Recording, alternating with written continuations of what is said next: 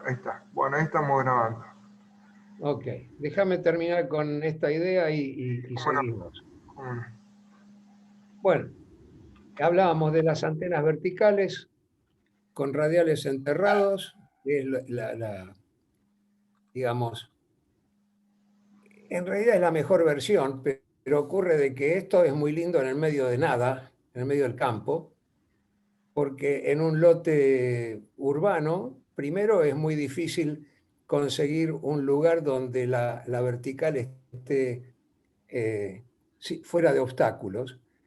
Y por último, instalar radiales en un terreno a veces puede llegar a ser bastante complicado, especialmente cuando hay árboles o construcción o caños. Radiales sobre el suelo, también. Uno pone los radiales como puede, después viene alguien con la máquina de cortar pasto y le pasa por arriba. Radiales ligeramente elevados, esto sí, mientras uno no salga al jardín está todo bien, pero a veces la jefa quiere salir no sé, a sentarse en el jardín a leer un libro y todos estos alambres están en el medio del camino. Y los radiales elevados, que aunque sea hay que poner 4, un número par de radiales por cada banda. Hay antenas verticales multibanda y uno tiene que poner por lo menos un par de radiales por banda con un cuarto de onda de longitud cada uno.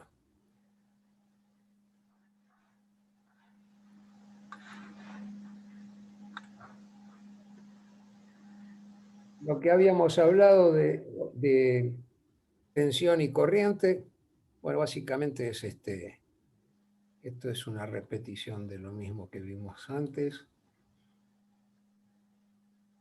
Otro tanto, el piso, el suelo también es importante. No es lo mismo una vertical sobre suelo de baja conductividad que al lado de agua salada, por ejemplo. Totalmente diferente. Y creo que acá se me termina el... sí, esto lo vimos. Creo que esto era todo. Ok, Ezequiel, adelante. Bueno, eh, vamos a arrancar con el tema de ondas electromagnéticas y propagación.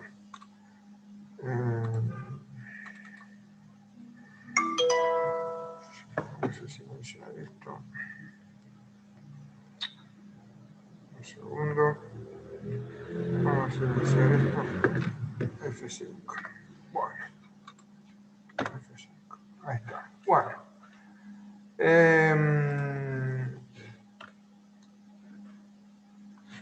Primero tenemos que entender cómo se generan, algo de esto ya hemos visto, cómo se genera la onda electromagnética. Todavía se escucha gente cuando están hablando por radio que dice se propagan por el éter, cosa que no existe.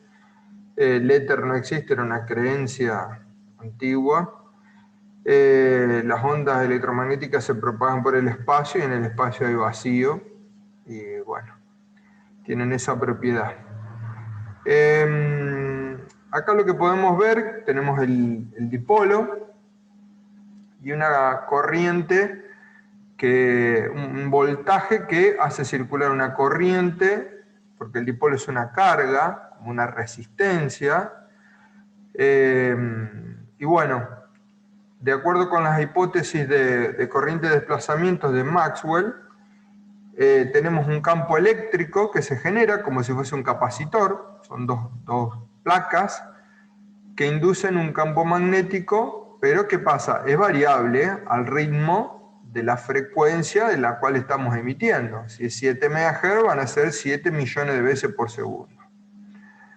El tema está en que ese campo H, que es el magnético, que también es variable, induce un campo eléctrico. que también es variable. Entonces, como los dos campos coexisten al mismo tiempo, se forma un campo electromagnético que digamos, sale de la antena y se propaga a la velocidad de la luz, a 300.000 kilómetros por segundo. Bueno, el tema es que la antena, a un ejemplo práctico, tiene un campo cercano, que es después lo vamos a ver un poquito más adelante, y un campo lejano. Y el comportamiento y la forma de las ondas en el campo cercano y en el campo lejano es diferente. Por eso,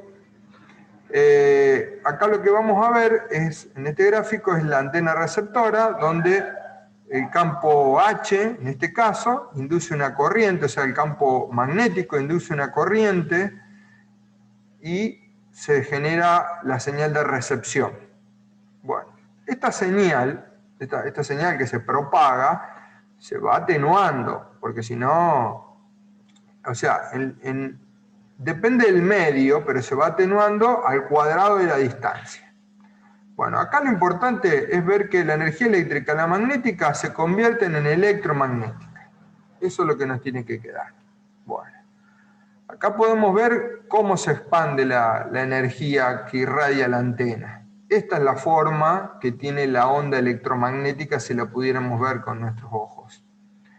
Bueno, entonces, esto que vemos acá es el campo cercano, así como si fuese una onda esférica, como si fuese un Zeppelin, es la generación.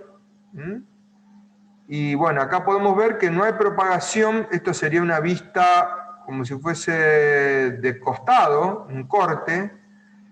Vemos que en el sentido de punta prácticamente no hay emisión,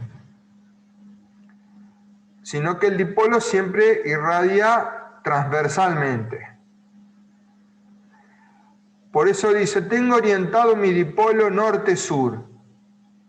No es norte-sur, o sea, el dipolo norte-sur va a estar, si el dipolo lo ponemos, las ramas del dipolo invertido lo ponemos norte-sur, vamos a irradiar este-oeste. Y eso siempre y cuando el dipolo esté media longitud de onda. Si está a un cuarto o menos, prácticamente es omnidireccional el B invertido. Bueno, entonces, ¿qué pasa? A varias longitudes de onda, más o menos a una distancia de 10 longitudes de onda, se considera el campo lejano. La onda que llega al campo lejano ya se convierte en un frente de onda. Ya no son más esféricas, sino que se perciben como si fuese una onda plana. Es medio abstracto por ahí de explicar, pero acá lo podemos ver, que tenemos un campo eléctrico y un campo magnético desplazados 90 grados entre sí, y eso es lo que nosotros podemos verificar poniendo, por ejemplo, recibiendo una señal de 20-30 kilómetros en VHF, vamos a poner la antena en polarización vertical o en horizontal y vamos a ver que tenemos una gran diferencia. Ahora lo vamos a ver más adelante. Acá lo que nos interesa saber es que hay un campo lejano y un campo lejano que se llama región de Fraunhofer, no sé cómo se pronuncia porque la verdad que en alemán no lo domino, y un campo cercano que tiene una zona de Fresnel, que eso algo ya estuvimos hablando de eso. Bueno, que es muy importante en el tema de las microondas. Bueno, ahora, la impedancia que tiene el espacio libre, tiene una impedancia, o sea, viene a ser el espacio libre como un cable. Ese cable, invisible, tiene por así decirlo, se resiste a que la señal se vaya propagando. No es que pasa y no tiene pérdida, porque si no, la transmisión sería infinita. O sea, no habría necesidad de poner antenas parabólicas grandes para recibir señales del espacio. ¿Por qué? Porque llegarían sin pérdida. Bueno, entonces, acá lo que podemos ver es que la impedancia, ahí está en la fórmula, la ley de Ohm, que la vimos al principio, la ley de Ohm para ondas, que reemplazamos el voltaje y la intensidad por la E y por la H, que son voltmetro y ampermetro, y tenemos la impedancia en el espacio libre, que resulta de dividir, como en vez de la R, que era B sobre I, es E sobre H, y nos da 377 ohm. ¿Por qué? ¿Por qué 377 ohm? Porque la permeabilidad y la permitividad, o sea, la capacidad de que la onda penetre, por así decirlo, a través de ese espacio, tiene esos valores. Bueno, vamos a avanzar. Vamos a interpretar el concepto de densidad de potencia. Que eso muchas veces pasa que es fácil interpretarlo como si fuese la luz del sol. Si nosotros queremos captar, tenemos paneles solares y queremos captar más cantidad de energía, ¿qué hacemos? Ponemos un panel más grande, más cantidad de paneles. Bueno, pero ¿cuánta energía nos da el sol por metro cuadrado? ¿Cuántos watts por metro cuadrado nos da? Porque la luz es una onda electromagnética. Entonces, aproximadamente son 1.5 kilovatios, depende de la zona. En latitudes más altas, por ejemplo en la Antártida o en Ushuaia, va a ser poco, y en el norte de nuestro país va a ser mucho, en el Ecuador va a ser máximo. Aproximadamente promedia el kilovatio por metro cuadrado. Y con nuestra antena, ¿cuánta densidad de potencia tenemos? Bueno, ahí tenemos que la potencia es voltaje por intensidad, que es lo mismo que I al cuadrado por R, o que V al cuadrado dividido R. Entonces, la densidad de potencia para las ondas va a depender de la potencia que nosotros le inyectemos con el transmisor. Y se mide en metros cuadrados, en watt por metro cuadrado, perdón. Que eso va a depender. La fórmula es muy simple, es el campo eléctrico al cuadrado dividido en la impedancia. Bueno, en términos físicos, lo que nos importa es cuántos watts por metro cuadrado estamos poniendo. Esa es la cantidad de radiofrecuencia que hay. Y esa medida es la que, por ejemplo, se usa para definir el límite de exposición. El cuerpo humano, ¿a cuánta radiofrecuencia se puede exponer sin morirse?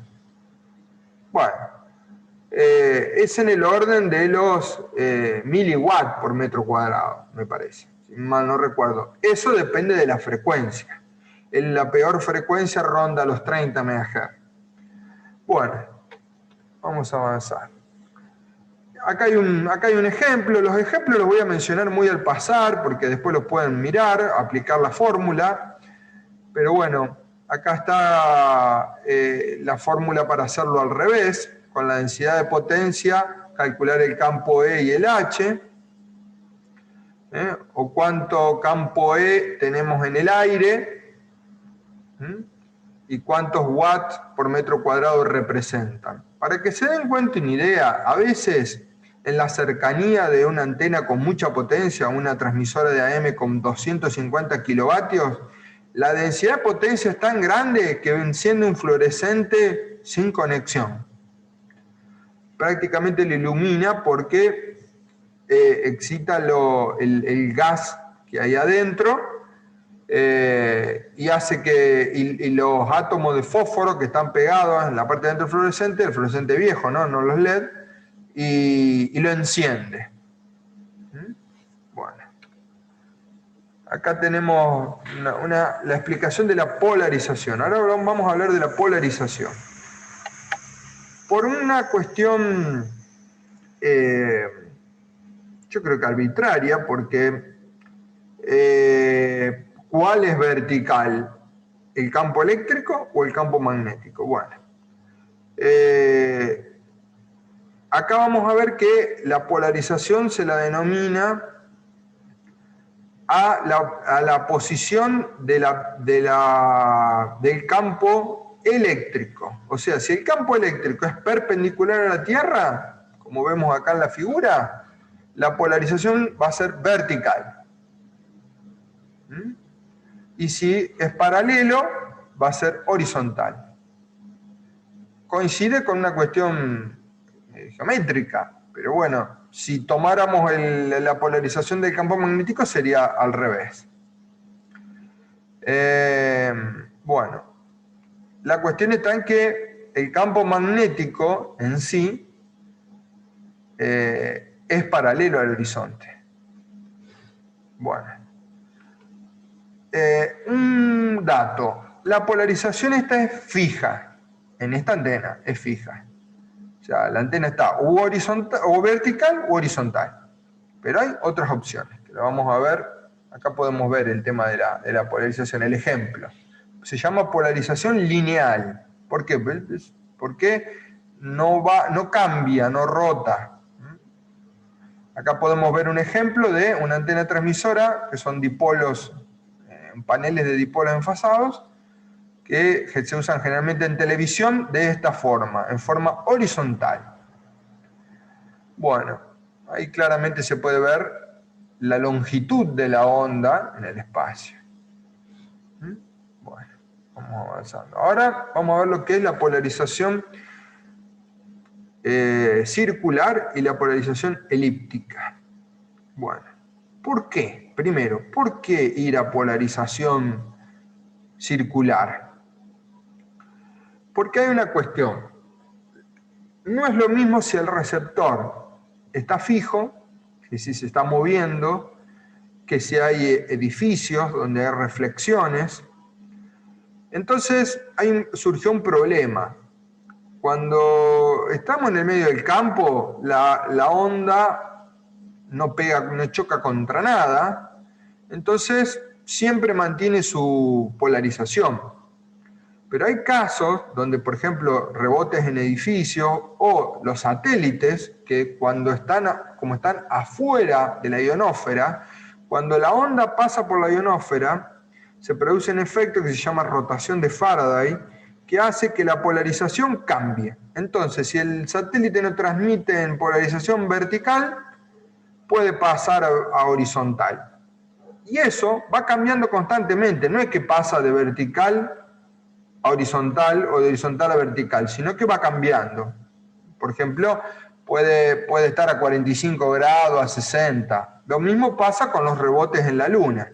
Si transmitimos hacia la Luna y recibimos su rebote, como pasa por la ionosfera, nuestra polarización va a cambiar cuando pasa de abajo para arriba y de arriba para abajo, o sea, de adentro para afuera y de afuera para adentro. A su vez, cuando la onda rebota en la ionosfera, también cambia la polarización.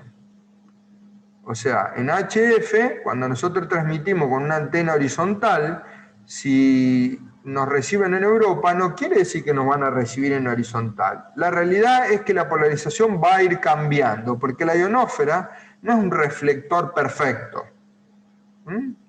Bueno, entonces, polarización circular. La polarización circular, ¿qué hace? Que transmitimos parte del campo eléctrico en un dipolo horizontal y parte en uno vertical, y parte del campo magnético en un dipolo vertical y en otro en horizontal.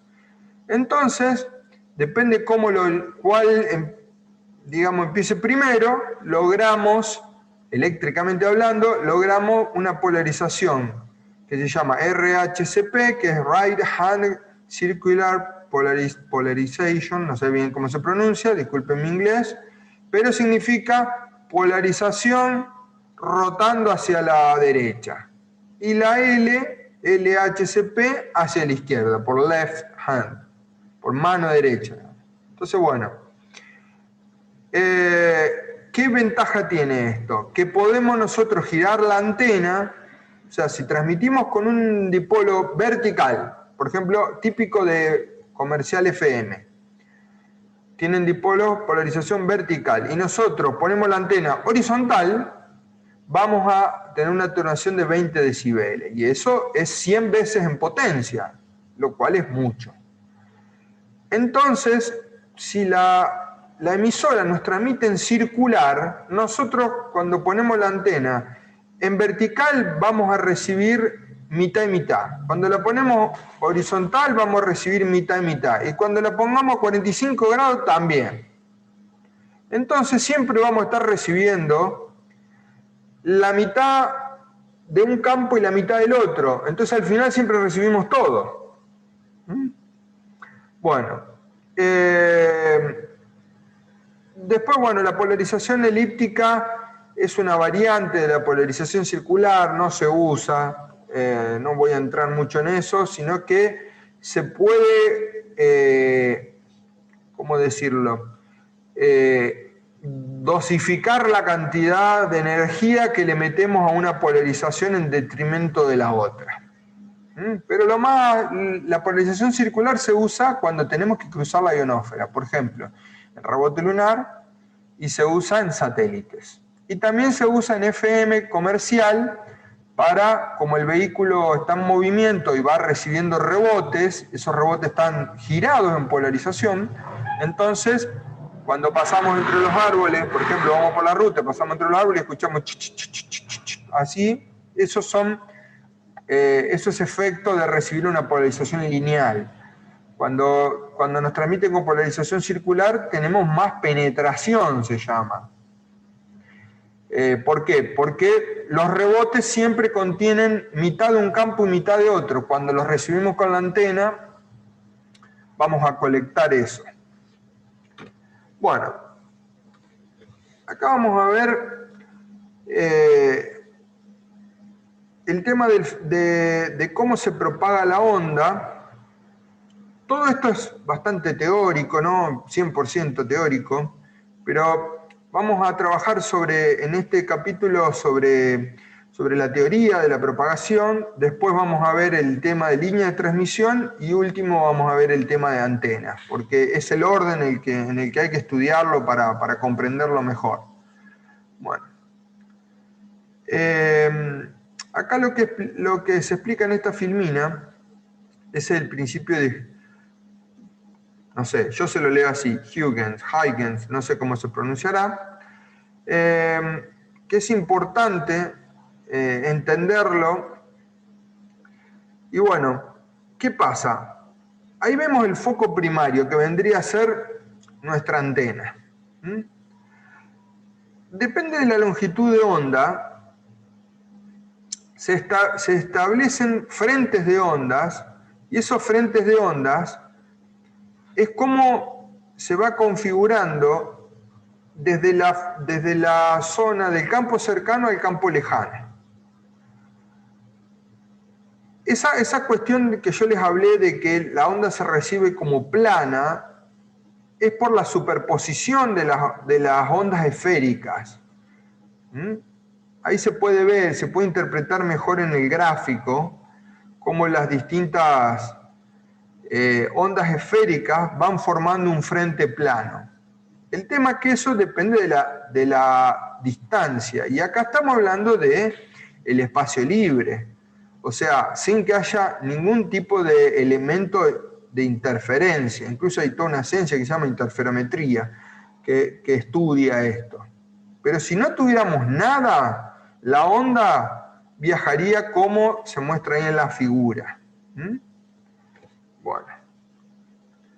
Pero ¿qué pasa? Lamentablemente hay un montón de objetos. Tenemos la atmósfera, tenemos la troposfera, la ionosfera, tenemos objetos, árboles, personas, edificios, etc. Montañas, lagos, y todo eso hace que la onda se someta a diferentes efectos. Vamos a ver el primero. Todo eso depende de la longitud de onda. distintas longitudes de onda, o sea, distintas frecuencias, se comportan diferente. Algunos de estos efectos en algunas frecuencias no están y viceversa. Depende de la longitud de onda. Bueno, la absorción viene a ser la energía que, por ejemplo, que es restada de nuestra onda por un medio. En el vacío es cuando no tenemos prácticamente absorción. Pero, por ejemplo, en la atmósfera terrestre hay gases, no hay vacío, hay aire con gases. Entonces, hay una absorción. Si llueve hay absorción y aparte hay otro efecto, que lo tenemos ahí en el punto 4, que es la difracción, y en el 3 la refracción. En el 2 la reflexión. Bueno, la lluvia influye, por ejemplo, en frecuencias altas, en 10 GHz, en 5 GHz muy poquito, pero de ahí para arriba ya empieza a influir. La niebla también influye ya desde los 5 o 6 GB para arriba. Bueno, la reflexión. Tenemos un rebote en metales, en superficies, en espejos de agua, en el suelo. La reflexión, obviamente, sigue los principios ópticos. El ángulo incidente es igual al ángulo de salida. Se producen, por ejemplo, reflexión a veces en una capa de la ionosfera que se llama capa E, que se hace como un espejo, y prácticamente la onda rebota. Es lo conocido como un rebote. El término técnico es reflexión, porque rebote sería una reflexión de ángulo cero. O sea, tirar una pelota perfectamente perpendicular a la pared va a volver exactamente perpendicular. Si la tiramos con un ángulo, va a salir con el mismo ángulo. Bueno, refracción. La refracción es como si la onda se doblara, no rebota, sino que se desvía en su trayectoria por una cuestión de cambio de densidad. Habrán visto en clase de física de la primaria, ponemos un lápiz, pasa la luz y vemos el lápiz doblado adentro del agua. ¿Por qué? Porque pasa de un medio menos denso como es el aire a uno más denso como es el agua. Bueno, las ondas, como la luz es una onda, no es la excepción. Cuando la señal llega a la ionosfera tiene una densidad diferente, entonces se produce una refracción, entonces la onda dobla y empieza a ir para abajo, y ahí, gracias a ese efecto tenemos la comunicación en HF, si no, no sería posible. Bueno, después tenemos la difracción. Eso no es tan bueno como la refracción para nosotros, al contrario. La difracción, imagínense que estamos iluminando con una linterna y ponemos un frasco con agua adelante. Entonces, ¿qué pasa? Pareciera que se desparrama, se difracta, en términos técnicos, la luz, haciendo que, disculpen,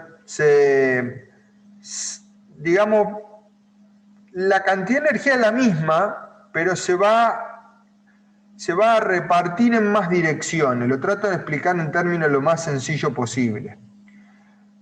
También se produce cuando una onda golpea contra un filo o pasa por un agujero. Eso va a producir un efecto que depende de la longitud de onda, de la distancia, del ángulo, de la densidad del medio, de un montón de cosas, hacen que se produzca difracción. Lo más común es que, por ejemplo, nosotros transmitimos con nuestra antena polarización horizontal, pega contra el borde de un edificio y se produce una difracción. Entonces, nuestra onda ya no va a seguir más con la misma coherencia, como lo explica el principio de Huygens, sino que van a haber múltiples emisiones con sombras, con partes con señal y partes sin señal. Bueno, y la interferencia tiene que ver con cuando hay distintas ondas con la misma frecuencia. Entonces depende la fase, o sea, el tiempo a la cual llegan, se van a sumar o restar, o sea, se pueden llegar a cancelar. Entonces podemos decir, en este lugar no escuchamos nada, pero estamos recibiendo la misma onda de radio con un rebote y hace que llegue 180 grados desfasada, o sea, exactamente a contrafase, cancelándola. Y decimos, no escuchamos nada, pero la señal está. El problema es que está la misma señal llegando 180 grados desfasada, por lo cual no nos deja escuchar nada. A veces no quiere decir que no hay señal, sino que hay demasiada señal. Bueno, vamos a avanzar. Propiedades ópticas. ¿Qué pasa cuando la onda se transfiere a un medio? Estamos hablando de, por ejemplo, características del suelo. Los metales obviamente transmiten las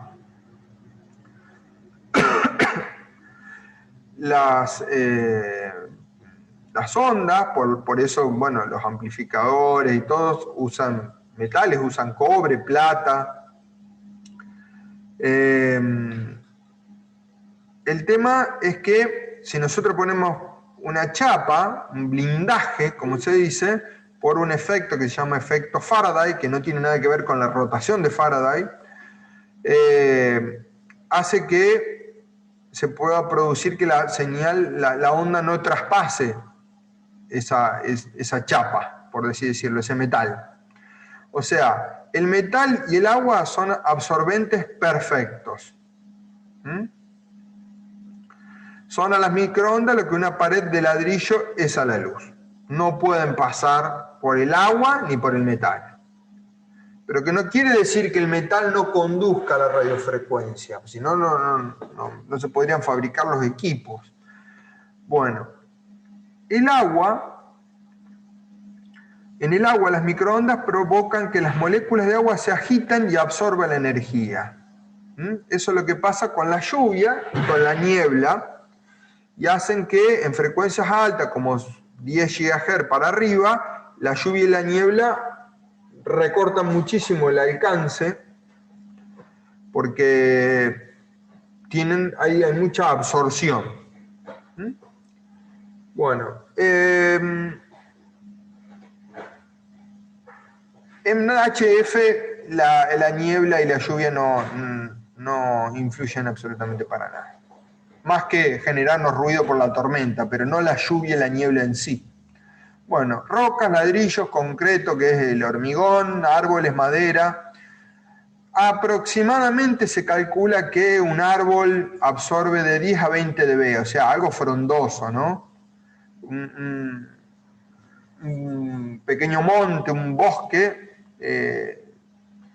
absorben 20 decibeles, lo cual es muchísimo. Es el efecto de un amplificador, pero al revés. Y las paredes de 10 a 15 decibeles. Bueno, los plásticos prácticamente no absorben energía, salvo algunos plásticos. El teflón es el plástico que mejores propiedades tiene. Y bueno, y el cuerpo de los animales es absorbente porque está compuesto básicamente de agua. El agua es un absorbente, como dijimos, casi perfecto. Por eso el microondas, el hornito de microondas, calienta, se lleva bien con materiales que sean húmedos, que tengan agua. Y la comida, como siempre tiene humedad, se calienta. Bueno, acá vamos a ver el tema de la reflexión. Ahí vemos lo que yo le explicaba antes, cómo la onda incidente se refleja en una superficie reflectora y rebota, y ahí vemos el ángulo de incidencia y el ángulo de reflexión. Eso es muy teórico, pero acá por ejemplo vemos qué pasa si las ondas van pegando en el piso, y en el piso tenemos casa, techo, edificio, entonces se producen múltiples reflexiones, y eso es lo que se llama reflexión difusa. Como no son uniformes, eso en el terreno se puede calcular lo que se llama el grado de rugosidad. Un campo es plano prácticamente, el grado de rugosidad es muy bajo, y una ciudad como Capital Federal, que tiene muchos edificios, él tiene lo que se llama alta rugosidad, o sea que va a tener alta reflexión difusa. Después tenemos otro problema que es la múltiple reflexión, lo que les hablaba antes, que al rebotar la onda, reflejarse, mejor dicho, en múltiples edificios, va a llegar al receptor en una multitrayectoria. O sea, va a llegar directo, va a llegar rebotando y a 180 grados, a 90 grados, a 45 grados, y eso causa lo que se llama fading. El fading, o desvanecimiento, es el causante de esa distorsión que escuchamos cuando escuchamos radio AM, por este efecto, y es máximo cuando la onda llega a 180 grados desfasada. Bueno, pero no todo es malo, porque la reflexión, como dice bien acá, se utilizan las antenas parabólicas, lo vamos a ver cuando veamos las antenas parabólicas.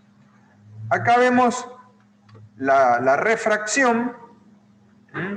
Vemos qué pasaría si la onda no tiene refracción. Por ejemplo, en VHF no hay refracción sobre la ionosfera, por lo tanto la onda se pierde en el espacio. Con refracción moderada, en HF tenemos refracción, y tenemos alta refracción cuando tenemos buenas condiciones. En HF. En VHF esto también se produce, pero en la tropósfera y en forma esporádica, no siempre, no está continuamente. Eso se debe al fenómeno que se llama inversión térmica. ¿Qué quiere decir? El suelo se enfría por radiación y el aire que está en contacto se vuelve más frío y más pesado que el que está en capas superiores. Por lo tanto, la onda de radio pasa por un medio frío y después se encuentra un medio caliente. Entonces, ¿qué hace? Se dobla, se refracta. Entonces se dobla hacia abajo, y eso hace que tengamos mayor cobertura, lo que se denomina comuniqué por tropo, una apertura de tropo, de tropósfera, porque eso se produce en las capas bajas de la atmósfera, en la tropósfera. Se produce por refracción. Bueno, acá vemos lo que yo le decía, la difracción, el frente de ondas plano, cuando pega sobre un objeto, se produce una difracción, perdón. Se esparce en todas direcciones cuando encuentra un obstáculo en su trayectoria. Depende contra qué rebote, contra la forma que choque. Va a haber parte que va a volver y va a haber parte que se va a esparcir en todas direcciones. Eso se puede calcular mediante software. Bueno, la difracción es mayor cuando el obstáculo tiene un borde afilado, por eso se llama efecto de filo de cuchillo. Y después, todo depende con la longitud de onda. Bueno, acá podemos ver que la potencia de la onda difractada es significativamente menor que el frente de onda original. ¿Por qué? Acá lo podemos ver. Cuando acá pasa por este agujerito, la onda se difracta y ya se esparce. Y después vuelve a difractarse y ya se esparce, y ahí tenemos otro fenómeno, que es la misma onda que se choca contra el otro frente de onda, y ahí se produce una cancelación por interferencia. Bueno, y después tenemos el tema de la propiamente de la interferencia, lo que les explicaba antes, que si hay dos ondas en fase se amplifican y si están en contrafase se cancelan y se anulan. Eso se llama interferencia constructiva o destructiva. Bueno,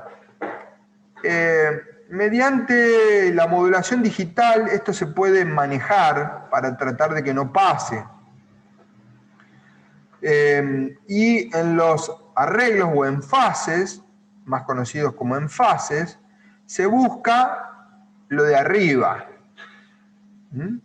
O sea, si hacemos un enfase, ponemos una antena para un lado y una antena para el otro, vamos a obtener esto por error. Lo que buscamos es la suma, la interferencia constructiva. O sea que técnicamente un enfase, un stack de antenas, viene a ser una interferencia constructiva. Bueno, acá lo que habla es un poco esta filmina de la propagación depende de la frecuencia. Bueno, hasta 2 MHz la onda se transmite por onda de superficie o terrestre, o sea, lo que se denomina onda rastrera. La onda sigue la superficie de la Tierra, no sé si se ve acá, en esta filmina, podemos ver cómo la onda hace esto, por su gran longitud de onda. Bueno, si la Tierra tiene una inclinación, que de hecho la tiene, salvo que piensen que la Tierra es plana, lo cual se podría hasta demostrar con este mismo tipo de propagación, van a ver que la dirección de propagación de la onda rastrera es sobre la superficie de la Tierra, no es hacia arriba. Bueno, es una onda polarizada vertical, por eso las transmisoras de AM transmiten en polarización vertical y sigue la curvatura de la Tierra. Da buenos resultados de larga distancia, tiene buena estabilidad, le afecta el terreno, obviamente, o sea, una transmisora de entre 500 y 1700 kilociclos, radiodifusión de AM comercialmente. Si tiene que pasar la cordillera, y no es tan fácil. Diría que es muy difícil. Vamos al otro punto, que es entre 300 kilociclos y 30 MHz. Es el punto que usamos los radioaficionados en la mayor medida. Bueno, acá tenemos la Tierra, tenemos la transmisora y la receptora, y vemos la troposfera, que es más o menos 60 kilómetros de altura. Y tenemos las distintas capas. Bueno, vamos a empezar de abajo para arriba. La capa D. La capa D es una capa diurna. Es una capa que se forma cuando está el sol. Cuando está oscuro, no, esa capa se desvanece. Entonces, bueno, después tenemos la capa E. La capa E también es diurna, pero tiene una particularidad esporádica, se producen como si fuesen nubes de esta capa, no es toda una capa, literalmente. Y la que más nos interesa es la F1 y la F2. Son las capas más altas, son las que nos permiten una refracción a mayor altura, por lo tanto un mayor alcance. Y dependen de la frecuencia.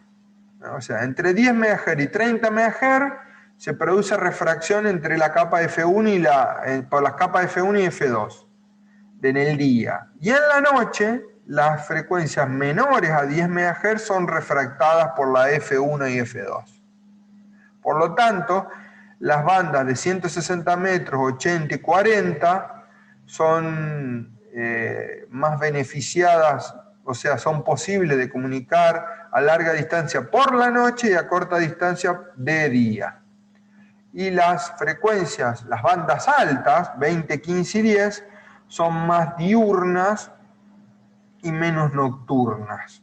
Prácticamente 10 metros de noche se corta. Todo depende de la cantidad de manchas solares que tengamos, que eso lo vamos a ver creo que al final de esta serie de filminas. Bueno, dice, tienen gran alcance pero poca estabilidad. Y sí, no tenemos siempre las mismas condiciones entre dos puntos, todo el tiempo, todo el año y todos los años del ciclo de 11 años, que lo vamos a ver. No, a veces sí, a veces no, depende de la ionización de esas capas. Y eso depende básicamente del Sol. Bueno, ahí podemos ver que es posible rodear la Tierra, o sea, podemos escuchar nuestro propio eco, lo cual se puede llegar a dar hasta 20 saltos. Han estudiado los científicos que se pueden dar 20 saltos. En 20 metros es muy común poder escuchar nuestro propio eco, incluso hasta es molesto si pasa. Bueno, después de 30 MHz para arriba, hasta los 30 GHz, tenemos propagación por onda espacial o terrestre. Viene a ser la troposférica o por línea de vista. La línea de vista es, o sea, las antenas se tienen que ver entre sí. Y troposférica es cuando ya no se ven, pero la señal se propaga por la troposfera, o sea, hasta 60 kilómetros de altura. Bueno, puede haber reflexiones. Se utilizan en enlaces de microondas. Esto es lo que usamos en VHF. Diría en 50 MHz por tropo, por transmisión troposférica, propagación, perdón, y en VHF y superiores hasta los enlaces de microondas de 2,4 y, por ejemplo, transmisiones en 10 GHz, refiriéndome a amateur. Bueno, ¿por qué? Porque la onda espacial requiere antenas de mayor altura. Y porque tenemos la Tierra que es curva. Si fuera plana, no tendríamos ese problema. Bueno. También tenemos que la propagación por onda espacial se refiere también a la propagación satelital. Propagación sería incorrecto decirlo. Sería la comunicación vía satélite. Bueno, no voy a entrar mucho en detalle el tema satélite porque es todo un tema que llevaría varias clases, pero, y no soy experto ni mucho menos, pero sí el satélite está a gran altura, hay satélites de órbita baja que están digamos, cerca, 35 kilómetros, y tenemos satélites de órbita alta que están como 800 kilómetros de altura, una cosa así, que son los satélites geoestacionarios, van a la misma velocidad de rotación que la Tierra, por lo tanto los percibimos como fijos, como estáticos. Esos enlaces con los microondas, esos enlaces con los satélites explotan más las bandas altas, o sea, de 430 MHz para arriba. ¿Por qué? Por el tamaño de las antenas, obviamente. El satélite no puede tener antenas tan grandes. Bueno, ¿qué más? Línea de vista. Y bueno, ¿y cuánto podemos alcanzar con la línea de vista? Ahí tenemos la fórmula. Raíz cuadrada de 12,74 por la altura. Muy simple. Así que ese es el horizonte óptico. Es lo que podemos llegar, lo que va a ser la luz. En la realidad, el horizonte de la radio va un poco más allá por la frecuencia. La luz tiene una frecuencia muchísimo más alta. Entonces nos permite que el factor K, que es 4 tercios, no malentiendo, y bueno, es la raíz cuadrada de 17 sobre la altura. Eso nos da en metros. Con eso podemos... perdón, me ha saltado el gato arriba del escritorio. Podemos calcular el enlace óptico que tenemos con por ejemplo, para VHF o UHF. Esas ecuaciones son válidas para un terreno plano. Si tenemos una montaña que tiene, no sé, 2000 metros y no va a funcionar. Bueno, sigamos. ¿Cómo calculamos la distancia? Tenemos que calcularlo lo mismo, pero de los dos lados. Por lo tanto, el radio R en kilómetros va a ser la suma del cálculo de los dos lados, como se pueden apreciar ahí en las fórmulas. Bueno, Ezequiel, sí. quiero aclarar, esto es para enlaces ópticos de tipo VHF. Sí. En HF, como vimos, las antenas tienen un lóbulo de irradiación que generalmente está en el orden de 30 a 45 grados, donde la onda se despega del piso y sube hacia la ionosfera. No se produce enlace óptico. Claro, exactamente, sí. Sí, por eso hablábamos acá entre 30 MHz y 30 GHz. Acá se puede ver. Correcto, sí. Exactamente, sí, si no sería la muerte de la radiofisión. o sería muy diferente, ¿no? Estaríamos limitados a VHF, lo que se llaman VHF y superiores. Bueno, no quiero ahondar mucho en esto, es bastante teórico, pero bueno, el examen pide cálculo de cobertura y se usa esta fórmula. Bueno, acá también son ejemplos. A veces esa distancia se amplía por la difracción o por la refracción, porque también tenemos, por ejemplo, en frecuencias altas se producen rebotes en objetos y eso puede ampliar un poco la distancia, pero para el cálculo se toma en esa fórmula. Bueno, todo esto muy lindo siempre y cuando no haya nada en el medio, pero la madre naturaleza se encarga de venir a complicarnos la vida y nos pone árboles en el medio, edificios, y bueno. En la propagación por línea de vista, por ejemplo, han visto esas parabólicas chiquitas de unos 40 centímetros que transmiten son para enlaces de internet, trabajan en 5,8 GHz, y acá podemos ver, esto es importante, si el frente de onda en expansión incide en una montaña, árbol, edificio, ocurre la difracción.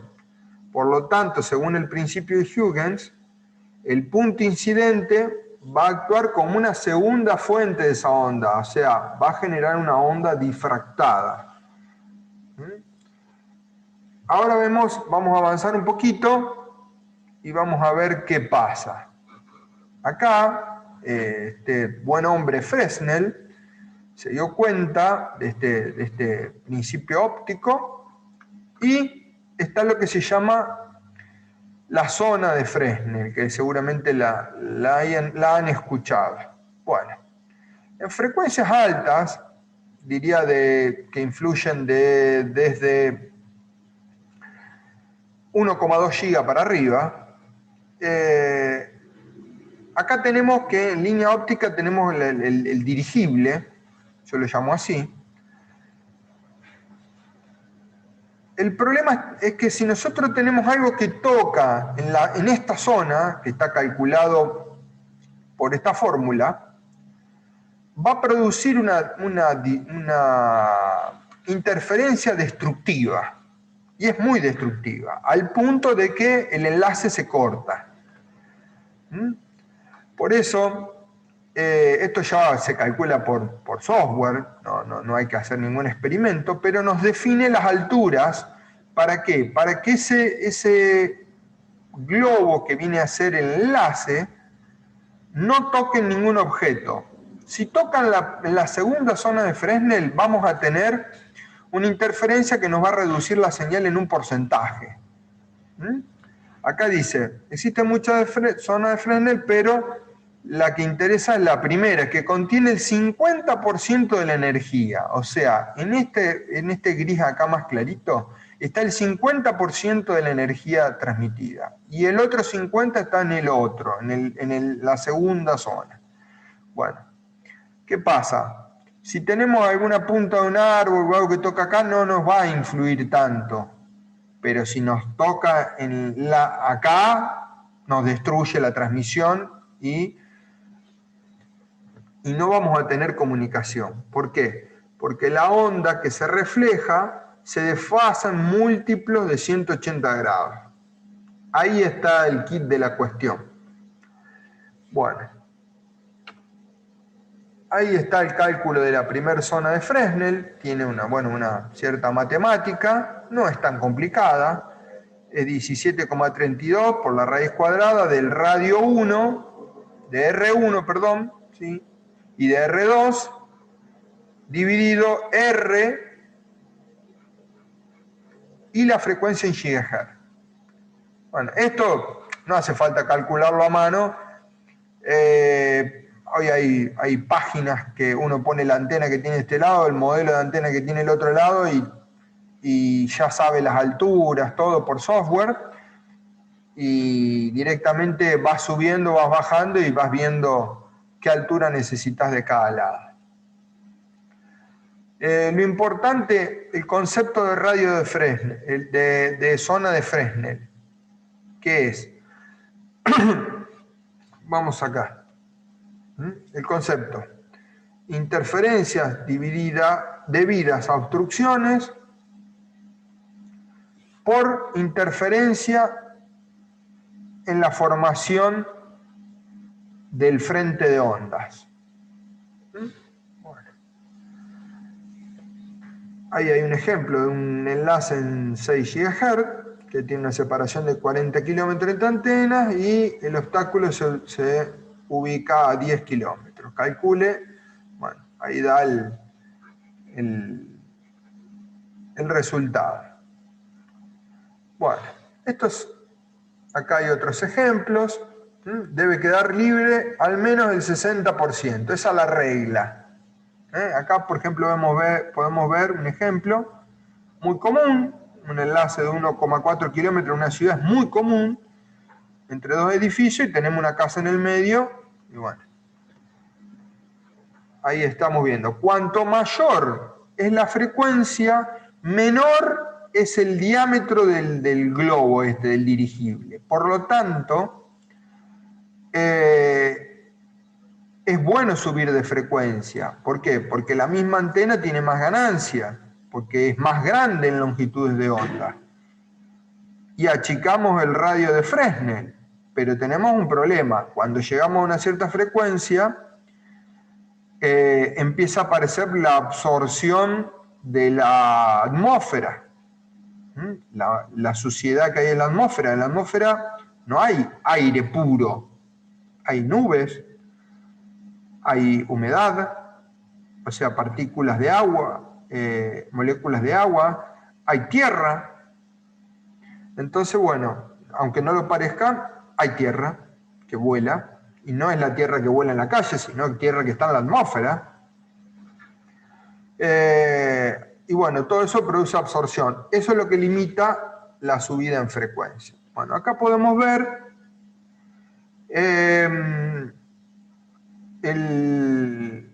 uno de los software, uno de los tantos software, ya hay software en línea. Este software Radio Mobile tiene una versión web que es gratuita, que se pueden registrar.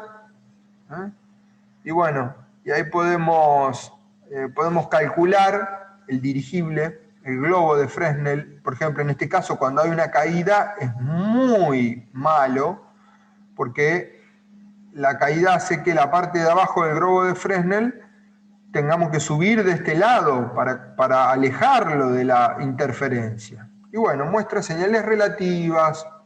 Lo importante, tenemos que tener el 60%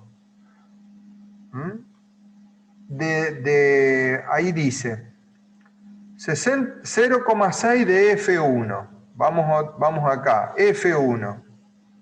Tenemos que tener el 60%, este 0,6 libre.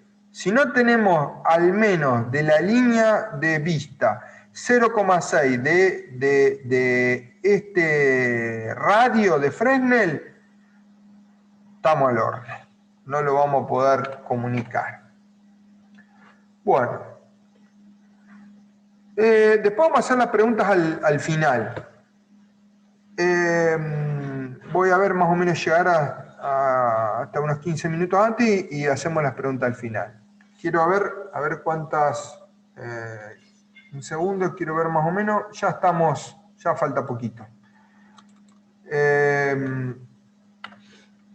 Ay, se me fue para atrás. Vamos a avanzar.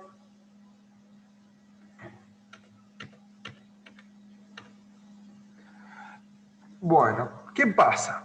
Hasta ahora veníamos bien, que tenemos la onda de directa, que le dimos la altura de los dos lados, no nos molesta, tenemos suficiente altura, no tenemos el problema del Fresnel, pero seguimos teniendo una onda refractada por la atmósfera, por la troposfera, y seguimos teniendo una reflexión por el suelo. Entonces, ¿qué pasa? Vamos a tener una distorsión que se llama distorsión por multitrayectoria. ¿Qué pasa? Esta señal, esta onda directa, tarda un tiempo en ir desde el punto A hasta el punto B.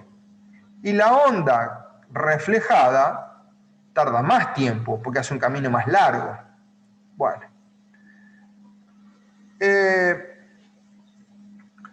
¿Qué pasa? Vamos a recibir la misma onda con un retardo, lo que se denomina un retardo de fase, o sea, llega un ratito más tarde. Ese ratito es muy poco tiempo. Por ejemplo, 63 nanosegundos, como se ve en la respuesta del ejemplo 14. Tenemos dos antenas en 1,9 GHz y queremos calcular la diferencia de tiempo de llegada para las dos trayectorias. La diferencia de fase es 360 grados, lo mismo que 0, con respecto a la fase. Así que se pueden ignorar los múltiplos de 360 grados. Bueno. ¿Dónde está la fórmula? No está la fórmula, pero se las voy a buscar. Pensé que estaba acá, pero bueno, es por una cuestión de tiempo y de distancia. La onda viaja a la velocidad de la luz. Por lo tanto, cuando está en directa va a ir a la velocidad de la luz haciendo el camino determinado en kilómetros. Y cuando está reflejada va a tardar más, pero va a la misma velocidad, porque la velocidad de la luz es constante. Bueno, acá lo importante, lo que tenemos que entender es que nunca tenemos una onda directa. Siempre vamos a tener tres ondas. Una refractada por la troposfera y una reflejada por el piso o por algún otro objeto. Bueno.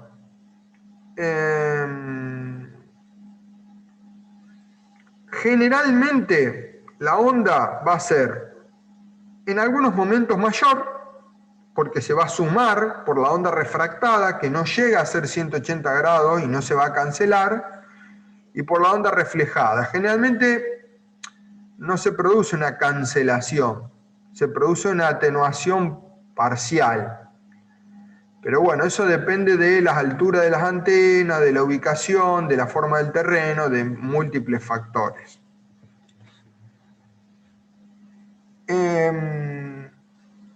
Si tenemos entre medio de los dos sitios agua, ahí sí es posiblemente que tengamos una cancelación.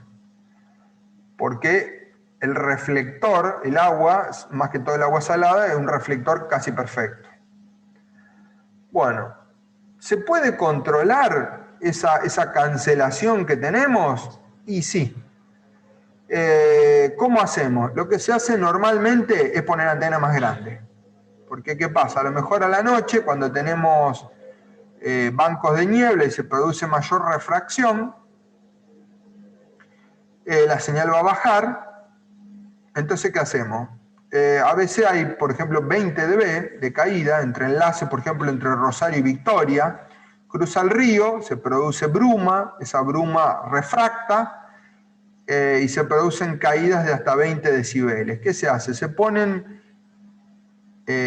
antenas más grandes para compensar. Subimos 20 dB. Subimos 10 dB de un lado, 10 dB del otro y se termina la historia. No es que tengamos que subir todo de un solo lado. La otra es usar, que es lo que los sistemas de comunicación usan, múltiples frecuencias. No transmiten todo en enlaces digitales, todo en una sola frecuencia como nosotros, los radioaficionados. Transmiten, por ejemplo, no sé, digamos, en 1.1 GHz, en 1.2, en 1.3, por decirle cualquier número, y después juntan todos esos datos. Como son datos digitales, se pueden manipular. Pero ¿qué pasa? A veces se hacen con antenas a distintas alturas, con transmisores y receptores separados, que tienen que estar por lo menos separados un 5% en frecuencia, si no tienen el mismo efecto. Eso es en la misma antena, transmitir dos frecuencias en la misma antena. Pero si no, también lo podemos hacer con dos antenas, una a una altura y la otra a otra altura, o en distinta ubicación. Depende de la frecuencia. Bueno, no se puede aplicar estas técnicas cuando la superficie reflector es el agua. Exactamente. El agua en los radioenlaces es una gran complicación, más que todo en microondas. Bueno, también el efecto multitrayectoria lo tenemos, como les había explicado antes, pero la tecnología vino a solucionar. Una son las antenas inteligentes, ahora vamos a ver lo que es, y la otra es el MIMO. El MIMO es una tecnología que se usa muchísimo en Wi-Fi. La calidad del enlace depende de la cantidad de MIMO, o sea, hay múltiples, o sea, por ejemplo, ahí en este ejemplo se ve que hay 4 transmisiones, pero hay de más. Más tengamos, mejor es. Bueno, la tecnología 4G usa esta tecnología de múltiples transmisiones. Vamos a ver. Bueno, acá, no, eso está más desarrollado en el tema de antenas. Acá lo estamos nombrando nomás. En el tema de antenas está todo el desarrollo de la antena inteligente y del mismo. Acá lo que interesa saber es que podemos cambiar con las antenas inteligentes la amplitud, o sea, transmitir más fuerte o menos fuerte, o recibir más fuerte o menos fuerte una antena, una señal, o podemos cambiar la fase de la antena. Bueno, hay para los que ya son radioaficionados, un stack de antenas, eso lo vamos a ver en el capítulo de antenas, permite hacer eso, porque como las antenas están a distinta altura, son antenas apiladas, la onda la van a recibir con distintas fases. Y podemos hacer combinatoria, las dos de arriba, las dos de abajo, las dos del medio. O con cables podemos desfasarlas. Y con eso logramos eliminar el detrimento de la multitrayectoria, lo que se llama fading. Es muy común en HF, en concursos, por ejemplo, escuchar que hay estaciones que escuchan cuando nosotros no escuchamos nada. Y no estamos tan lejos en distancia. ¿Y qué pasa? A lo mejor esa estación tiene 3 antenas apiladas. Bueno, al tener antenas apiladas va a tener sí o sí menos fading, menos desvanecimiento.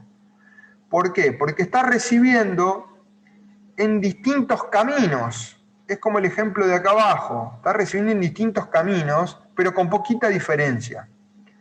Entonces, puede elegir la antena o escuchar con todas las antenas juntas y sumar lo que tiene cada antena.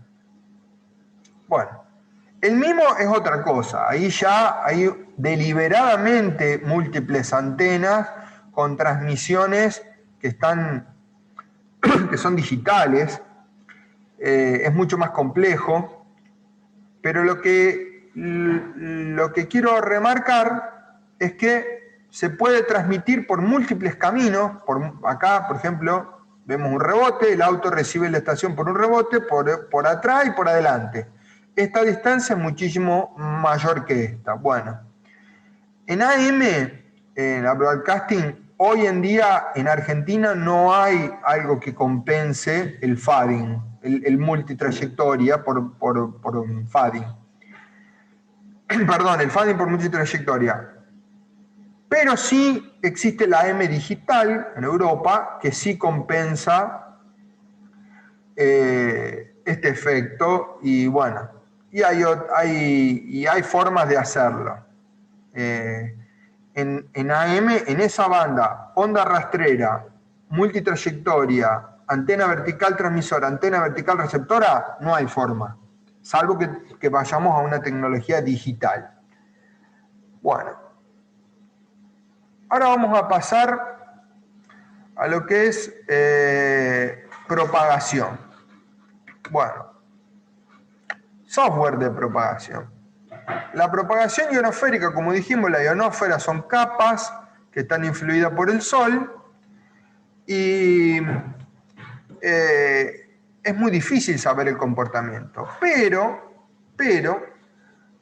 hubo una radio norteamericana, The Voice of America, que entre todas sus transmisoras alrededor del mundo, no sé si están alrededor del mundo, están en Estados Unidos, no importa, la cuestión está en que hicieron una investigación que duró muchos años y hicieron lo que se llaman las tablas de propagación.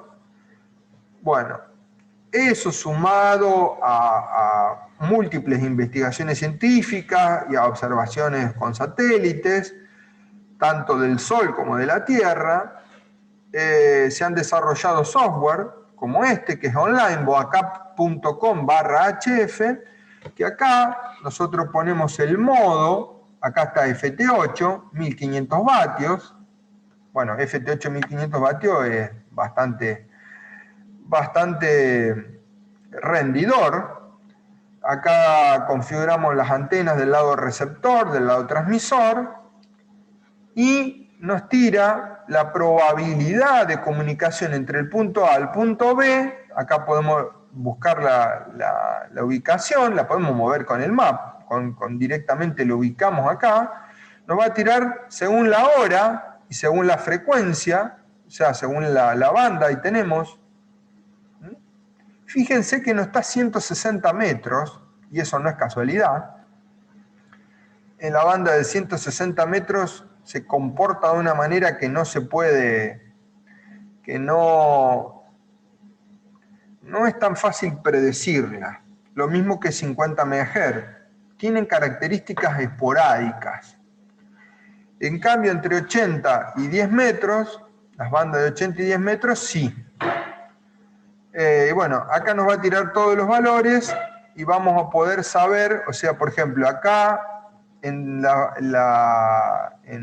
este punto, a este punto, y nos va a convenir más o menos acá, en lo rojo, en esta zona, entre las 17 y las 19 UTC, nos va a convenir comunicar en 15 metros. Bueno.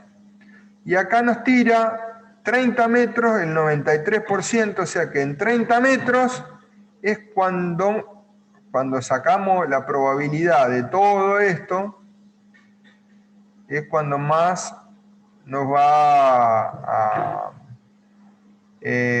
no, creo que acá está marcando la posición del mago. A la 1 UTC tenemos el 93%, así es. Sí. Eso es. Acá claramente en 15 metros y en 15 metros y en 12 metros es cuando, o en 15 y en 20 más o menos, es cuanto mayor apertura tenemos. Como regla, la banda de 15 metros es la banda que en un ciclo solar, que lo vamos a ver acá, en un ciclo solar completo, la banda de 15 metros es la que nos da mayor cantidad de contactos. Siempre nos va a dar mayor cantidad de contactos la banda de 15 metros. Pero no es la banda que más tiempo está abierta. La banda que más tiempo está abierta es la banda de 20 metros, por lo tanto le dicen la banda reina. Y a la banda de 50 MHz le dicen la banda mágica, justamente por su característica esporádica, que a veces aparece y desaparece como si le hubiesen cortado la energía. Bueno, ¿qué es lo que vemos acá? Acá vemos lo que se llama el ciclo de Wolf. El ciclo de Wolf es la subida y bajada de la cantidad de manchas solares. Sunspot. Sunspot es mancha solar.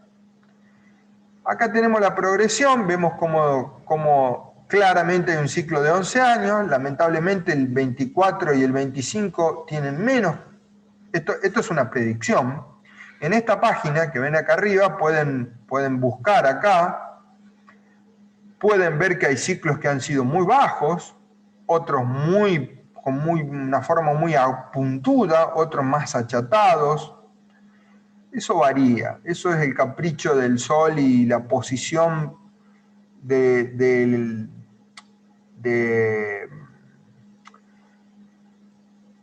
sistema solar dentro de la rotación de la galaxia también influye. Hay un montón de factores. Un punto a saber es que el Sol gira sobre su propio eje cada 28 días, por lo tanto, si hay una mancha solar que no está dando buena propagación, hay más probabilidad de que dentro de 28 días se vuelva a repetir esa apertura. Por lo tanto, pero no, una probabilidad, no una seguridad. Pero bueno, acá sabemos que hay un ciclo solar que tiene un periodo de 11 años. Eso es lo que hay que saber. Y que se mide en cantidad de manchas solares. Como ven, son 200 y pico hasta 0. Y que en este momento estamos en el pozo. Claro, acá lo vemos. Estamos en la lona. Pero bueno, eso tiene ventajas y desventajas. A mayor cantidad de manchas solares vamos a poder comunicar mucho mejor en las bandas altas, pero en las bandas bajas, 160 y 80 metros, vamos a percibir mucho ruido. Pero en promedio prefiero tener muchas manchas solares antes que pocas. Bueno, ¿y la mancha solar? ¿Qué es la mancha solar? Bueno, la mancha solar se sabe mucho del Sol, pero realmente es poco. El Sol es una estrella que tiene 4.500 millones de años de antigüedad y va por otros 4.500 millones de años de antigüedad más. Después se va a empezar a expandir y va a desintegrar la Tierra, más o menos va a llegar hasta Marte, o sea que no va a durar por siempre, pero tenemos mucho tiempo para hacer radio. Está a 150 millones de kilómetros de la Tierra y la Tierra entra 1 millón de veces adentro del Sol. Por lo tanto, el dibujito que nos enseñaron en la escuela del globito del Sol y la Tierra dando vueltas es totalmente irreal, porque el radio del Sol es muchísimo más grande que el de la Tierra. La cuestión es que el Sol es una estrella termonuclear, se produce fusión nuclear y emite radiación. Una radiación que si no tuviéramos nuestra maltratada Tierra, no tuviera la magnetósfera, una capa que está mucho más afuera que la ionósfera, que es el campo magnético de la Tierra, nos protege de lo que se llama el viento solar. La magnetósfera tiene como unos círculos que se llaman anillos de Van Allen. hay un anillo interior, exterior y un interior. Ahí están las medidas aproximadas. Eso se va moviendo, no es estático. Ahí podemos ver la ionósfera. Vemos que la ionósfera está muchísimo más cerca. Si bien está a 300 kilómetros de altura, estamos viendo que el anillo interior de Van Allen está a 500. Y esto es lo que nos salva de morir. Porque si apagáramos la magnetósfera, la energía del Sol equivaldría a una bomba atómica por metro cuadrado, aproximadamente. O sea, es muchísima energía. Ya es muchísima energía la que entra protegiéndonos. ¿Por qué? Porque es una estrella termonuclear. Es una bomba de fusión nuclear constante que emite radiación. Esas partículas cargadas de energía vienen a alta velocidad y pegan contra la magnetósfera y rodean. Como en los polos de la Tierra, que la Tierra tiene el eje inclinado, como los polos no tienen protección, se cuela un poco de la radiación y es lo que forma la aurora del norte y la aurora del sur. Por eso esas luces, las famosas luces del norte, the Northern Lights, son radiación, partículas cargadas de energía que pegan en la ionósfera y la colorean. Generalmente son color verde, medio rojo, una onda anaranjada, una cosa así. Lo importante acá es que el Sol emite partículas cargadas de energía todo el tiempo. Y cuando el ciclo de manchas solares aumenta, hay más radiación, más partículas de calcio ionizado. Bueno, es lo que se llama flujo solar. Acá lo podemos ver. El viento solar entra un poquito por los cinturones de Van Allen, el hueco que queda a la Antártida y al Polo Norte. Bueno. El cinturón de Van Allen de atrás, digamos del lado de atrás de la Tierra, hace como una sombra. Y esa sombra se llama magnetopausa. Y el huequito que queda acá se llama lámina neutral. O sea, acá no hay nada. No hay ningún tipo de radiación. En cambio, acá sí. Bueno.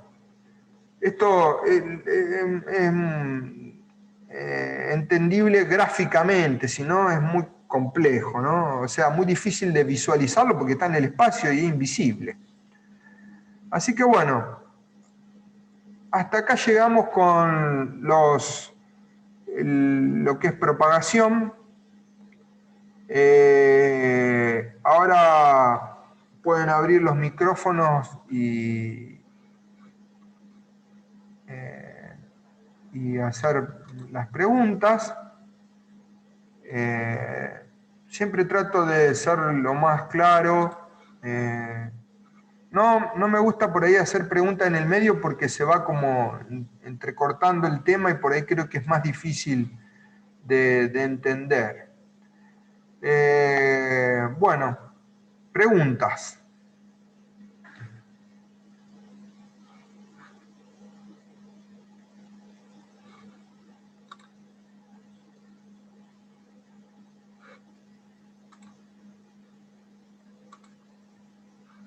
No hay preguntas, ¿qué pasa? ¿El movimiento del norte magnético influye en la propagación? Sí, señor. El norte, incluso el norte magnético es variable, no es constante. Y no me refiero a la inclinación del norte. O sea, si medimos con una brújula el norte, sobre el norte geográfico, en el sur de Argentina, en el medio de Argentina o en el norte, nos va a dar una inclinación diferente.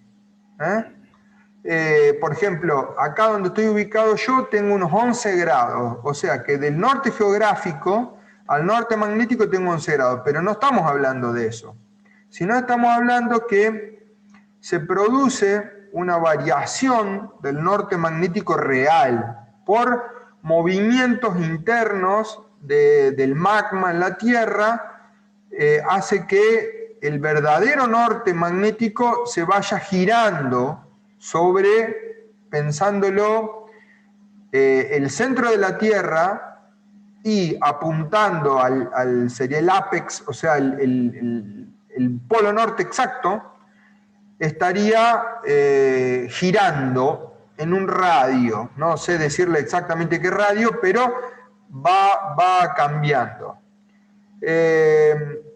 La propagación, lo más importante entender es que la propagación es prácticamente proporcional a la latitud, o sea, inversamente proporcional a la latitud. Sobre el Ecuador están las estaciones que mejor comunican y que más propagación tienen.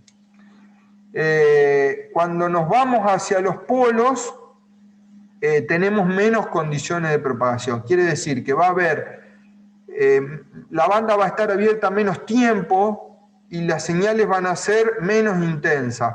Menos intensas por una cuestión de distancia, pero también por una cuestión de densidad iónica. O sea, la ionosfera tiene iones y esos iones son los que hacen que se produzca la refracción. Entonces, cuanto más nos acercamos a los polos, peor es. Cuanto más nos acercamos al Ecuador, mejor es. Ahora, hay otro tema. En el Ecuador hay una característica que se llama anomalía del Ecuador. O sea, el norte-sur magnético, las líneas magnéticas, no van tan derecho, no son norte-sur, sino que tienen como si fuese una curva, una deformación. Bueno, eso hace que se produzcan ciertos tipos de propagaciones esporádicas, pero cíclicas. O sea, no se puede saber qué día se va a producir esa propagación, pero sí más o menos en qué época. Bueno, ese tema es medio complejo, no quiero entrar tanto en eso, pero como resumen, sobre el Ecuador tenemos mayor tiempo y mayor probabilidades de comunicar. Aparte hay una cuestión geográfica, sobre el Ecuador estamos más cerca de todo, porque estamos a la mitad. O sea, si estamos en Ecuador, estamos más cerca de Estados Unidos y de Europa y de Argentina que si estamos en Argentina y queremos comunicar con Europa. Bueno, ahí lo que pregunta el USAID Víctor Romeo Charlie es, sí, es una página y a su vez es un software instalable, viene en las dos versiones, pero la página anda re bien y bueno, sí, como dice Leo, hay un montón de programas. El BOACAP es un programa muy sencillo, fácil de entender, muy intuitivo. Después hay programas muy avanzados que requieren ya muchos conocimientos de propagación y hay algunos pagos. Así que bueno, ¿alguna otra pregunta?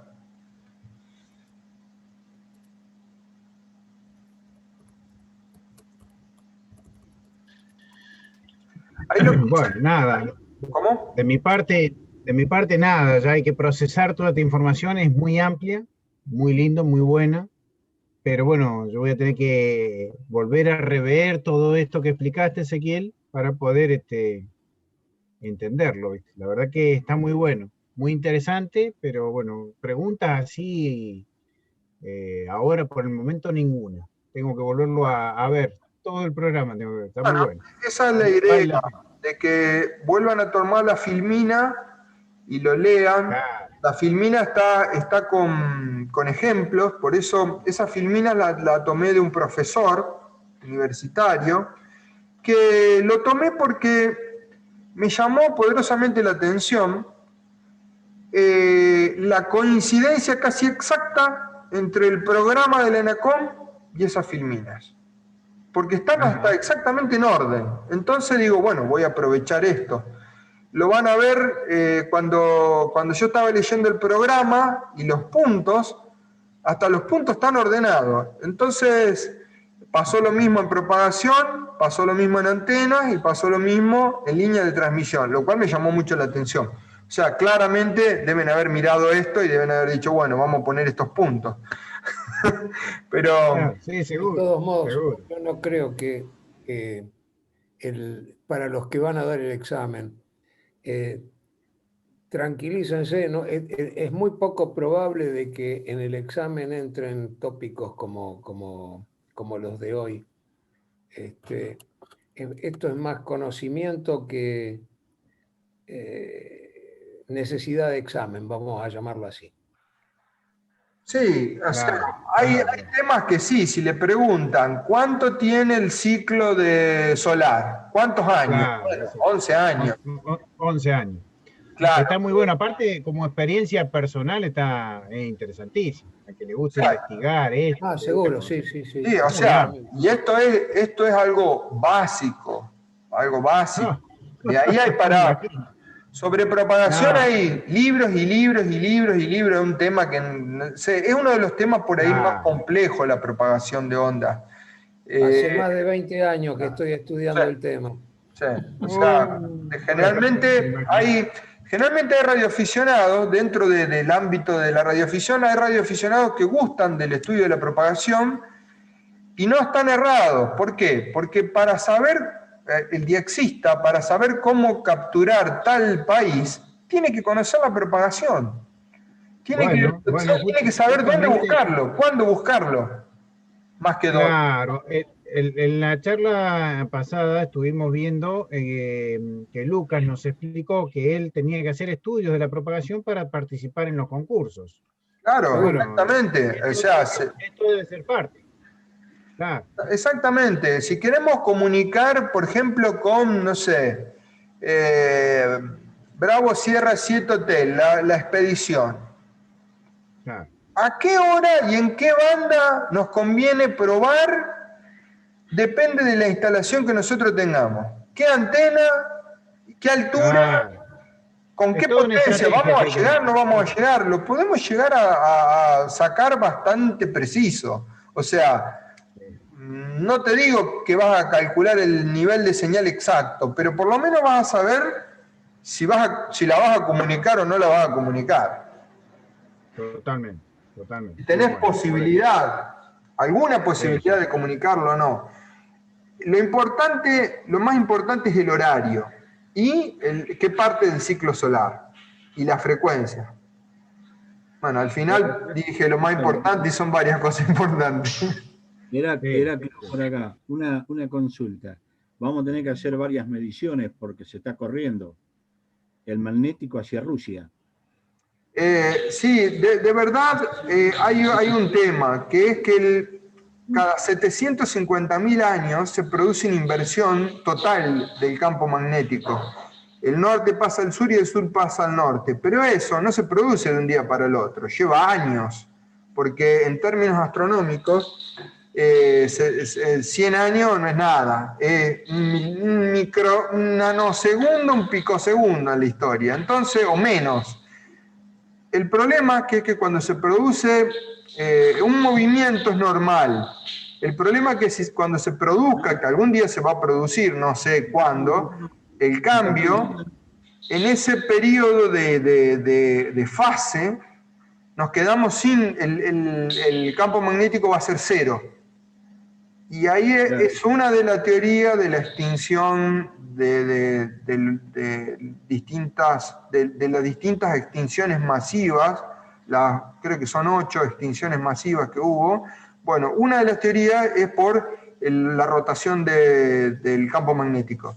El campo magnético rota y se mueve constantemente por varias razones. El Sol y el magma. El magma no es un líquido constante en densidad, sino que se producen corrientes internas, corrientes eléctricas, o sea, internas que producen como circulaciones, como imanes.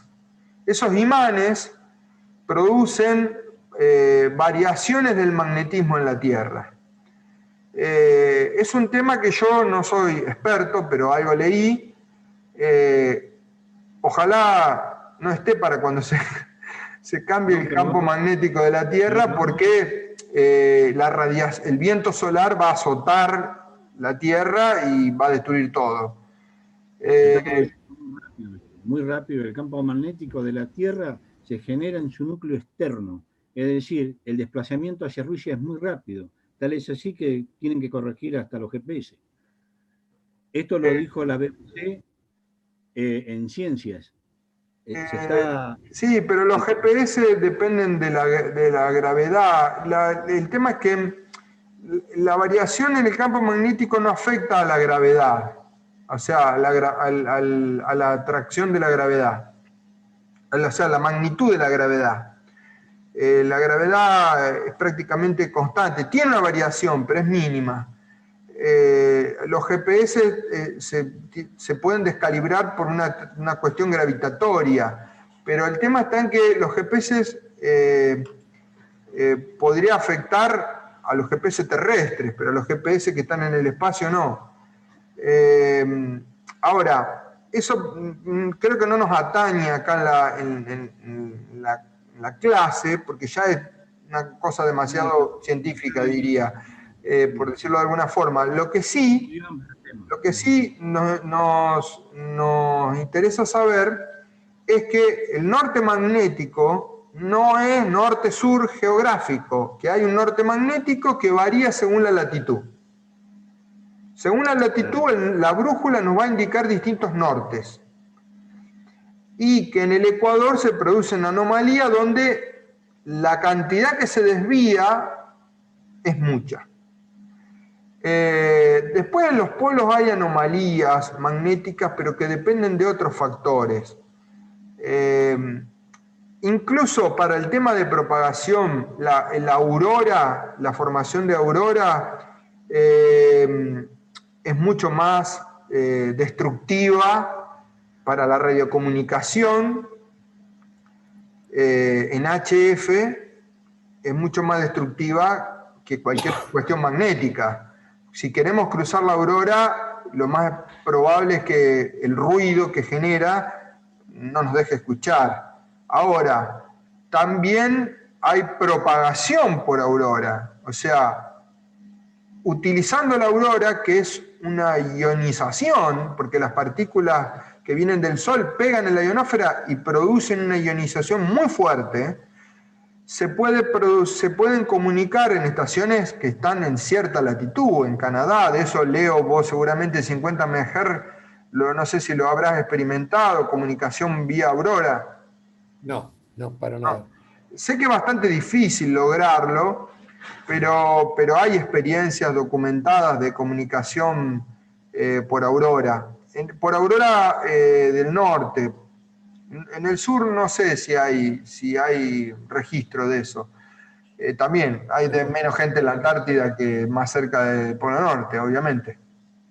Lo que sé es que cuando se produce aurora boreal, le pueden tirar con kilowatt que no consiguen pasar a través de eso. No, exactamente. O sea, pasar por la aurora es mala idea. Lo que sí, ¿por qué? Porque es una fuerte ionización. Y el problema es que la comunicación vía aurora genera una distorsión extremadamente grande, porque la aurora no es una capa uniforme, es una capa totalmente heterogénea, entonces genera una distorsión. Sé que comunicación por fonía no se puede, porque se escucha todo distorsionado. Sí con modos digitales, en transmisiones de alta velocidad. Creo que no sé si en CW se puede. Me parece que la distorsión sigue siendo lo suficientemente intensa como para que no se pueda, pero sí en modos digitales. Igualmente son tipos de propagación esporádica, no es la que vamos a usar, creo que nosotros nunca, los argentinos no. Salvo que vayamos, no sé, a Noruega, Suecia, Rusia, la parte norte. No son ámbitos no son hábitats muy hospitalarios. Pero bueno, están las experiencias hechas.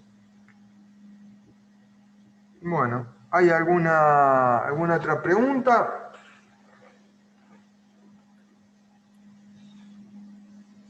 Una cosita que quería agregar ahí a la presentación es que todo el tema de Fresnel, si se fijan, están utilizando antenas parabólicas, etcétera. Eso se da más que nada para frecuencias altas. Para Por supuesto. VHF no. Así, o sea, hay que por ahí decir que para 50, 144, 2 metros, no tenés ese tipo digamos, de propagación. Sí tenés propagación troposférica y que dependen fuertemente por ahí cuando hay cambios de tiempo. Acá en Santa Fe, por ejemplo, se puede dar una propagación a Rosario, norte-sur, o se da de acá a Córdoba. Cuando se da una, no se da la otra, depende Sí, sí, sí, de eso las lo corrientes vimos, de eso aire. lo vimos, el tema de la inversión térmica. O sea, Sí, lo que se eso llama es el muy tropoducto. claro, pero eso, por ejemplo, lo notás fuertemente en VHF. Sí, Ya UHF no lo sí, tenés. sí, también Tenés hay que en ver. UHF, pero en menor medida. No, y en 800 MHz ahí ya no tenés nada de eso. O sea, siempre Sí. la frecuencia, tenés una relación frecuencia-tipo de propagación que es, Sí. digamos, muy... Sí, sí, sí, muy. Cada banda podemos decir que tiene su propagación. Cuando la estudiamos lo suficiente, en detalle, pero tengo una explicación más genérica. Podemos, por eso, o sea, propagación, podemos hacer 10 clases sobre propagación. El tema está en que no nos podemos ir tan específico, pero sí, en VHF yo tengo comunicado Brasil, Uruguay, por esporádicas que son tropo y algunas son se llama tropoducto, o sea, se produce una inversión térmica que forma como si fuese un caño. Generalmente no duran muchos, duran media hora, generalmente a la mañana cuando pasa de que se levanta la humedad. Por el tema de la inversión térmica, eso es un método de propagación archiconocido. En 50 MHz hay muchos más tipos de propagaciones y es un poco más complejo, porque ya es ionosférica, hay rebotes de un salto, hay multisalto, hay backscatter, hay un montón de cuestiones, pero bueno, tampoco lo quiero inundar con todo eso porque ya lo que le dimos es bastante. No le van a pedir en el examen qué es un backscatter. Tengo entendido que no. O sea, nosotros nos basamos para hacer las clases en los puntos del programa que es tentativo. No creo que le pregunten propagación específica de una banda, pero si te dicen VHF, ¿tenés propagación ionosférica? Y no. O sea, las preguntas son de ese estilo. ¿Qué tipo de propagación tenemos en 144 MHz, en la banda de 144 MHz? Bueno, tenemos troposférica, ionosférica y espacial, ¿cuál? Bueno, ahí sí pueden contestar. Ese tipo de preguntas son. No le van a preguntar hasta qué frecuencia tenemos tal tipo de propagación. El tema de Fresnel sí es en microondas, pero bueno, lo incluimos.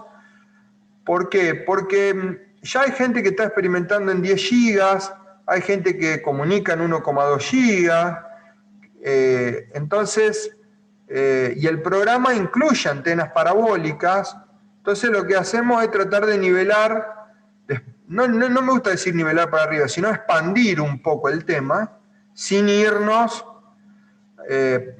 tanto. Demasiado lejos. Demasiado lejos, exactamente. Después, la persona que quiera ampliar su conocimiento, hay toneladas de libros específicos. Por ejemplo, hay libros sobre 10 gigas, hay libros sobre 50 MHz. Sobre propagación en 50 MHz, tengo un libro que es sobre eso, nada más que sobre eso. Son cosas muy específicas. Pero Hay bueno, mucha información también en Internet. sí, hay muchísima, hay muchísima. Yo recomiendo siempre tratar, digo libros, ¿por qué? Porque están por ahí chequeados por profesionales, por académicos, por universidades, por la RRL o la RSGB. La RSGB viene a ser como la RRL, pero de Inglaterra. Entonces, uno tiene una cierta tranquilidad que el contenido que está leyendo es de una cierta calidad, que está chequeado. Así que bueno, yo recomiendo eso. Los libros siempre van a ser baratos en relación al beneficio que se obtiene. Y se pueden conseguir también de forma non santa vía torrent o vía la deep web. Así que poder se puede. Si hay ganas de estudiar y de instruirse, yo creo que no hay obstáculos. Así que bueno, si no hay más preguntas, seguiríamos la próxima clase con líneas de transmisión y después la última clase con antenas.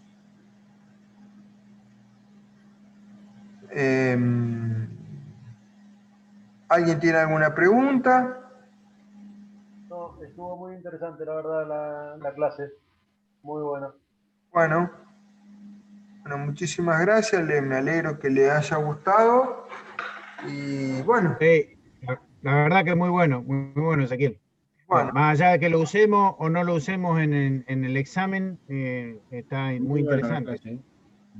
No, o sea, está del programa salieron esos puntos, o sea, no es que es toda información anexa.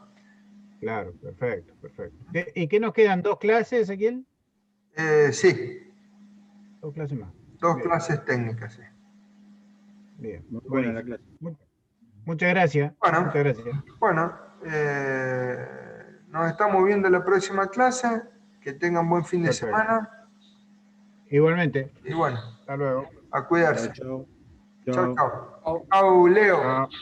Chao, buen fin de semana. Buen fin de semana a todos.